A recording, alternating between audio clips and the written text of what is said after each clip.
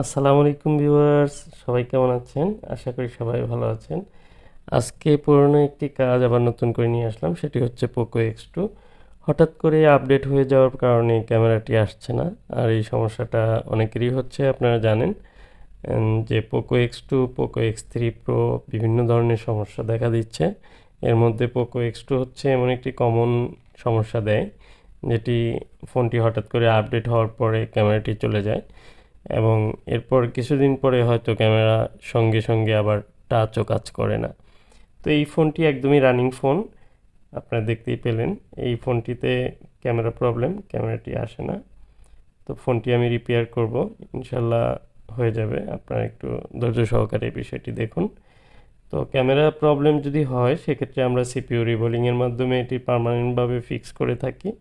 আর এটির অল্টারনেটিভ আর কোনো কাজ নেই, কারণ ক্যামেরা রিপ্লেস করে বা সফটওয়্যার দিয়ে কোনোভাবে ক্যামেরাটি ব্যাক আসে না। আর ইতিপূর্বে আমি অনেকগুলো কাজ করেছি পোকো X2-তে, যে ক্যামেরা এবং টাচ প্রবলেম, এই প্রবলেমগুলো ফিক্স করেছি। তো এগুলি খুবই সাধারণভাবে আমরা রিবলিংয়ের মাধ্যমে প্রবলেমগুলো সলভ করে থাকি। আর এই সিপিইউ রিবলিংয়ের কাজটি একটু অ্যাডভান্স লেভেল হওয়ার কারণে এই সার্ভিসটি সব জায়গায় করাতে পারবেন না। তো আপনারা অবশ্যই সে বিষয়ে লক্ষ্য রেখে কাজটি করাতে দিবেন, কারণ এমন কারো কাছে যদি পড়ে যায় যে আপনার টাচের প্রবলেম বা ক্যামেরার প্রবলেমের জন্য অনেকে আছে টাচ ডিসপ্লে খুলে ফেলে, অথবা ক্যামেরার লেন্স চেঞ্জ করে, অথবা ফ্ল্যাশ করে।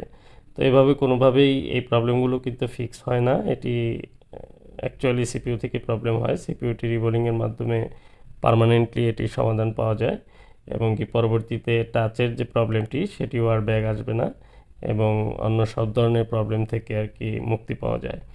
তো আমরা সিপিইউগুলো রিভলভ করে থাকি, খুবই যত্ন সহকারে সিপিইউগুলো রিভলভ করে থাকি। আমার যে ইতিপূর্বে কাজগুলো আপনারা দেখেছেন, অবশ্যই সেখান থেকে আপনাদের একটি ধারণা, সুস্পষ্ট ধারণা থেকে যাবে।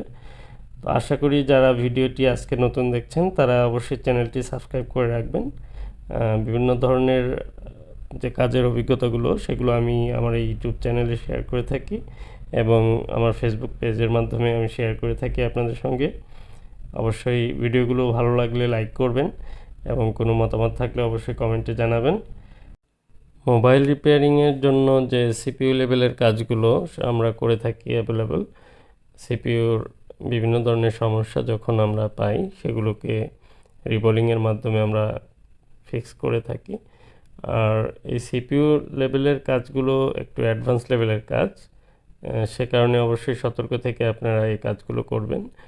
যারা সিপিইউর রিবোলিং করে থাকেন তারা তো অবশ্যই বিষয়গুলো জানেন, কারণ অনেক সেন্সিটিভ একটি ইস্যু হচ্ছে সিপিইউ রিবোলিংয়ের কাজগুলো যখন আমরা করি, তখন দেখা যায় আমরা বিভিন্ন ধরনের soldering iron, soldering week, রিবোলিং paste এবং স্টেনসিল আমরা যা যা ব্যবহার করি, এগুলোর মধ্যে একটু এদিক সেদিক হয়ে গেলে ফোনটি চিরতরে ডেড হয়ে যেতে পারে এবং আর কখনো এই ফোনটি রানিং নাও হতে পারে।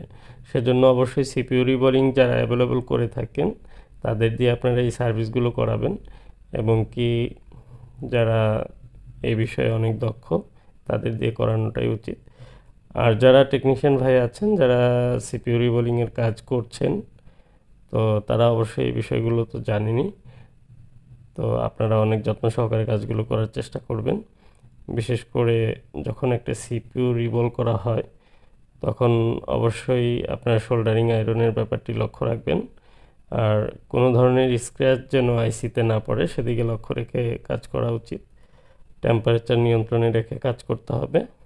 একটি আইসি যখন আমরা পরিষ্কার করে থাকি, তখন 300 ডিগ্রি ইউজ করে থাকি। আর এটি স্বাভাবিক একটি টেম্পারেচার।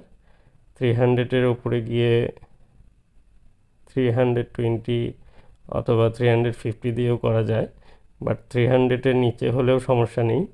কিন্তু আপনার প্রয়োজন যতটুকু ততটুকু ব্যবহার করে আইসিটি ক্লিনিং করা উচিত। তো আমার সিপিইউটি ক্লিন হয়ে গেছে, এবার আমি রিবোলিং করে নেব। সিপিইউ রিবোলিংয়ের সময় আমরা প্রথমবার রিবোলিং হয়ে গেলে এরপর আমরা অবশ্যই বলটিকে সমান করে দ্বিতীয়বার রিবল করে নেব। এতে করে বলগুলো সমান হয়ে যাবে এবং কি প্রত্যেকটি বল যখন সমান থাকবে মাদারবোর্ডের সঙ্গে কানেক্টিভিটি সুন্দরভাবে পেয়ে যাবে। তো আমার সিপিইউটি সম্পূর্ণ রিবোলিং হয়ে গেছে। রিবোলিংয়ের পরে আমাদেরকে প্রত্যেকটি বল ঠিকঠাক মতো আছে কিনা এবং কি সঠিক পজিশনে বসেছে কিনা সেটি লক্ষ্য রাখতে হবে। তো বল একটু এদিক সেদিক থাকতে পারে, সেজন্য দ্বিতীয়বার পেস্ট দিয়ে সোল্ডারিং করে নিলে বলগুলো সঠিক জায়গায় বসে যাবে এবং কি প্রত্যেকটি বল সুন্দরভাবে কানেক্ট হয়ে যাবে। তো আমার সিপিইউ যেহেতু রিবোলিং কমপ্লিট হয়ে গেছে এবং পিসিবি বোর্ডটিও ক্লিন করা আছে, আমি অলরেডি এখন সিপিইউটি লাগিয়ে নিচ্ছি। এটি কোয়ালকমের স্ন্যাপড্রাগনের একটি আইসি। তো এই প্রসেসরগুলো অত্যন্ত ভালো মানের একটি প্রসেসর। তো প্রসেসরগুলো খারাপ হয় না সহজে। আমরা যতগুলো কাজ করেছি এখনও পর্যন্ত এ ধরনের প্রসেসর কোনোটি ডেড হয়নি, আর খুব সুন্দরভাবে কাজগুলো সার্ভিস পাচ্ছে। তো আমরা যাদেরকে কাজ করে দিয়েছি তাদের সঙ্গে আমাদের প্রতিনিয়ত যোগাযোগ হয় এবং কি কারো কোনো প্রবলেম হচ্ছে কি না সে বিষয়ে আমি খবর রাখি। তো ফোনগুলো খুব ভালো পারফর্ম করছে এবং কি পরবর্তীতে আপডেট দেওয়াতেও আর কোনো সমস্যা হচ্ছে না। তো আশা করি প্রত্যেকটি ফোনই ভালো চলবে ইনশাআল্লাহ। এবং কি আমার এই সিপিইউটি লাগানো কমপ্লিট হয়ে গেছে, এবার আমি একটু ভালোভাবে ওয়াশ করে নিচ্ছি। আর প্রত্যেকটি ফোন কাজ করার পর একটু ভালোভাবে ওয়াশ করে নেওয়া প্রয়োজন, কোথাও কোনো লিড অথবা কিছু লেগে থাকলে সমস্যা হতে পারে। আর সিপিইউর উপরে যে থার্মাল টেপটি আছে, যে থার্মাল কনজিউম করার জন্য, সেটি লাগিয়ে নিলাম এবং আমি ক্যামেরাটি লাগিয়ে নিব, কারণ হচ্ছে এই ফোনটি রানিং ছিল, ক্যামেরা প্রবলেম ছিল। আমি দেখব আমার ক্যামেরা প্রবলেমটি সলভ হয়েছে কিনা। তো একটু ধৈর্য সহকারে আপনারা ভিডিওটি দেখুন। আশা করি, হ্যাঁ আমার ব্যাটারি কানেক্টিভিটি লাগাইনি। হ্যাঁ, তো এই তো আলহামদুলিল্লাহ আমার ফোনটি রান হয়ে গেছে। তো এই ফোনগুলো অ্যাভেলেবল কাজ করে থাকি, ক্যামেরা এবং টাচের যে প্রবলেমগুলো হয়ে থাকে পোকো X2-তে এবং পোকো X3 Pro, অসংখ্য ফোন আমি রিপেয়ার করেছি যেটি ডাবল ডেকার আইসি থাকে। দেখুন আমার ফ্রন্ট ক্যামেরা ব্যাক ক্যামেরা উভয়টি কাজ করছে, আলহামদুলিল্লাহ আমার সম্পূর্ণ কাজটি সমাধান হয়েছে। আজকের মতো এই পর্যন্তই। আসসালামু আলাইকুম।